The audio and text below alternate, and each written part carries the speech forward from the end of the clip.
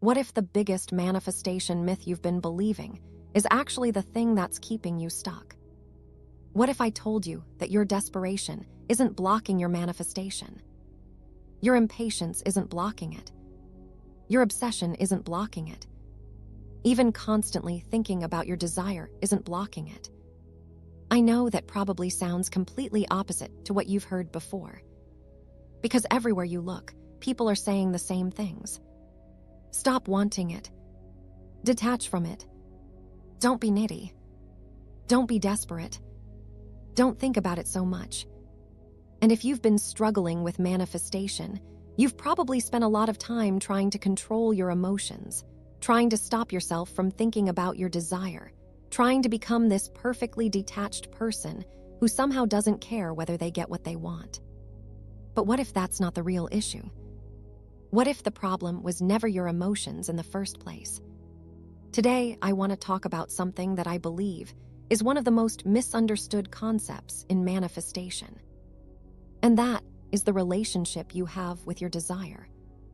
Recently, I talked about how your relationship to your desire matters far more than simply getting the thing itself. And I think this is incredibly important because so many people don't realize they're actually relating to their desire from a state of lack. They think they're manifesting the desire. But what they're really manifesting is their relationship to the desire. And that's a huge difference. Let's start with something simple. Food. Think about your relationship with food. For most people, food is accessible. You believe you can get it. You assume it's available to you. You don't spend your days wondering whether you're worthy of eating. You don't question whether food exists. You don't stare at someone else's meal and think, why does food only happen for them? Food feels normal. Food feels available. Food feels attainable. Now here's what's interesting. There are times when you're desperately hungry. There are times when all you can think about is food. There are times when you're impatient because you want to eat immediately. There are times when you're craving something so badly that it's constantly on your mind. And yet, you still get food. The desperation doesn't stop you from eating. The impatience doesn't block your meal. The obsession doesn't create resistance. The constant thinking doesn't push food away. You still receive it. Why? Because your relationship with food isn't based on lack. It's based on accessibility. At a deep level, you believe food is available to you. And because you see it as accessible, your temporary emotions don't matter. Whether you're desperate, impatient, excited, or constantly thinking about it, you still expect food to show up in your experience. Now apply that same logic to manifestation. People get things they're desperate for all the time. People get things they're impatient about all the time. People receive things they've obsessively thought about for months. People receive things they desperately wanted. The evidence is all around us. So if desperation isn't the problem, if neediness isn't the problem, if obsession isn't the problem, then what actually matters?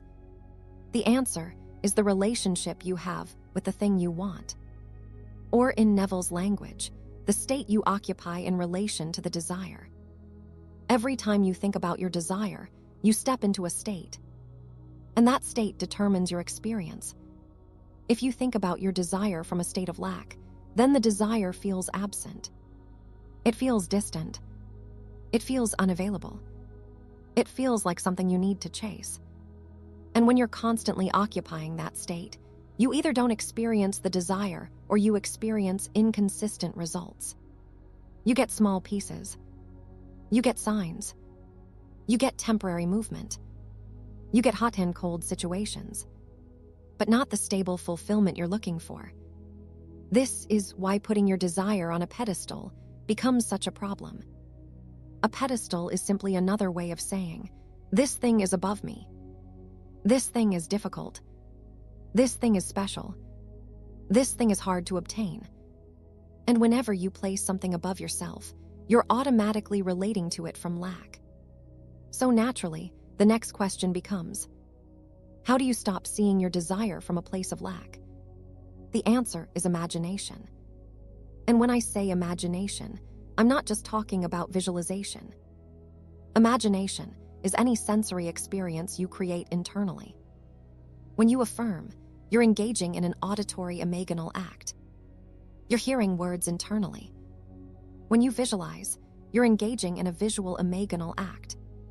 When you create vivid scenes involving touch, sound, emotions, and multiple senses, you're engaging in a more immersive imaginal experience.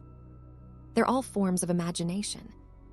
The purpose of imagination isn't to force reality to change.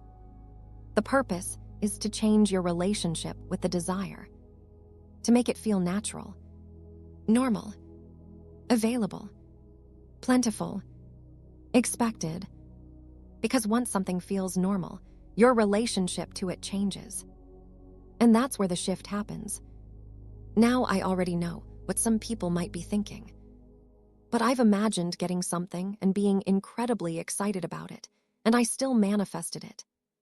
Exactly. That doesn't contradict anything we're discussing. Let's say you want a specific shirt from a store. You imagine yourself buying it. You imagine how excited you'll be when you get it. You imagine showing it off. You imagine celebrating the purchase. And then you actually get the shirt. Why didn't the excitement stop the manifestation? Because underneath the excitement, your relationship to the shirt was still one of accessibility. You believed you could have it. You saw it as obtainable. You didn't view it as impossible. You didn't think it belonged only to special people. You simply assumed it was available. The excitement wasn't the deciding factor. The relationship was. This is also why some people can manifest things that seem enormous while others struggle. You'll see someone manifest a dream relationship, a huge amount of money, an incredible career opportunity, a complete life transformation. And from the outside, it looks impossible. You wonder how it happened so easily. But often, what appears huge to you doesn't feel huge to them. They have a completely different relationship with that desire. To them, it feels normal. To them, it feels possible. To them, it feels accessible. And that's why it manifests naturally. The size of the manifestation isn't what matters. The relationship to it is. And there's something else I really want to address because so many people need to hear this. A lot of people believe that if they're feeling bad, they can't manifest. They believe they need to become happy first, positive first, confident first, emotionally healed first. And if they aren't feeling good, they assume manifestation is impossible. That's simply not true. Of course, it's beneficial to feel good. Of course, it's nice when you're in a positive emotional state. But life isn't always like that. Sometimes difficult things happen. Sometimes you're grieving. Sometimes you're overwhelmed. Sometimes you're struggling. Sometimes you're going through one of the hardest periods of your life. And during those moments, feeling better may not happen overnight. That's okay. You don't have to become emotionally perfect before your desire can arrive. In fact, there have been many times when receiving the manifestation was the thing that helped someone feel better. The manifestation came first. The relief came second. The breakthrough came first. The happiness followed afterward. The relationship came first. The healing followed afterward. This has happened to countless people. And it's happened to me several times as well. That's why I don't believe you need to feel better before you can manifest. What you need is a relationship with your desire that feels accessible. That's the real shift. Not perfect emotions. Not endless positivity. Not forcing yourself to feel good every second of the day. Accessibility. Because when your desire feels accessible, your temporary emotions lose their power. You can be impatient. You can be desperate. You can be longing for it. You can be thinking about it constantly. And none of those things automatically stop the manifestation. What matters is the state you occupy when you think about it. Do you see it as available? Or do you see it as absent? Do you see it as normal? Or do you see it as impossible? Do you see it as part of your reality? Or do you see it as something that's always outside of you? That's the question that changes everything. So if you've been blaming your emotions, if you've been trying to suppress your desire, if you've been worrying because you can't stop thinking about it, take a step back and look deeper. Maybe the problem isn't your desire. Maybe the problem isn't your emotions. Maybe the only thing that needs to change is your relationship with what you want. Because the moment your desire feels accessible, natural, and available to you, everything begins to shift. And that's when manifestation starts feeling effortless. If this message resonated with you, comment below. It's accessible. Not because you're trying to convince yourself, but because you're choosing a new relationship with your desire. A relationship based on possibility instead of lack. And if you enjoyed this video, make sure to subscribe, turn on notifications, and join our growing community of conscious creators. Remember, manifestations are not blocked by your emotions. They're shaped by the state you occupy and the relationship you have with your desire. Thank you for watching, and as always, keep imagining boldly, keep assuming the best, and I'll see you in the next video.